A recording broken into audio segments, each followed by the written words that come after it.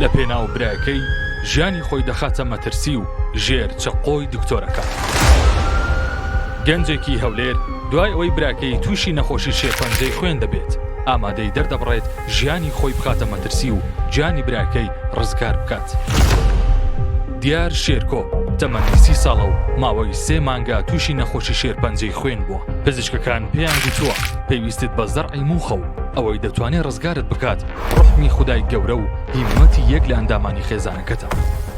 دوای ئەم هەواڵە ناخۆشە بۆ خێزانی دیار برا و خوشکێکی ئامادەی دەردەبڕن لە پێناو ڕزگارکردنی گیانی براکەیان بۆ ئەوەی بەشێک لە موخی خۆیان بدەنە براکەیان و دوای پشکنینی ڕێژەی لێکچووی موخ و نزیکی موخ کەریمخان ئامادەی دەردەبڕێت موخی خۆی بداتە دیاری برای.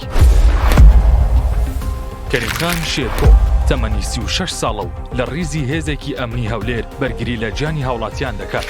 بەڵام ئەمجارە ئەرکەکەی جیاوازە بڕیاری داوە گیانی خۆی بخاتە مەترسی بۆ پاراستنی گیانی براکەی و گوتوێتی گیانی خۆم بۆ براکەم فیدا دەکەم و بیر لە مەترسیەکەی ناکەمەوە. بەپێی زانیاریەکانی پایتەخت میدیا کەریمخان شێرکۆ ئێستا لەژێر چاودێری چڕی پزیشکیدایە و لە سلێمانی کەرەنتین کراوە بۆ ئەوەی لە ڕۆژی یەکشەممەی داهاتوو نەشتەرگەری بۆ ئەنجام بدرێت و بەشێک لە موخی هەڵبگیرێت کە ماوەی نەشتەرگەریەکە لە نێوان 5 تا 6 کاتژمێر دەبێت.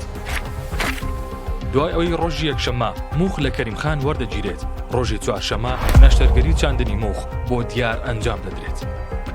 ئاشتی شێرکۆ برای دوو گەنجەکەیە و بە پایتەخت میدیای ڕاگەیاند. ماترسی لەسەر ژیانی براکانمدا هەیە و بابەتەکە زۆر هەستیارە بەڵام دوجار ئێمە چاوەڕوانی سۆز و بەزەی خوداین هەر ئەنجامێک بێت ئێمە قبوڵی دەکەین.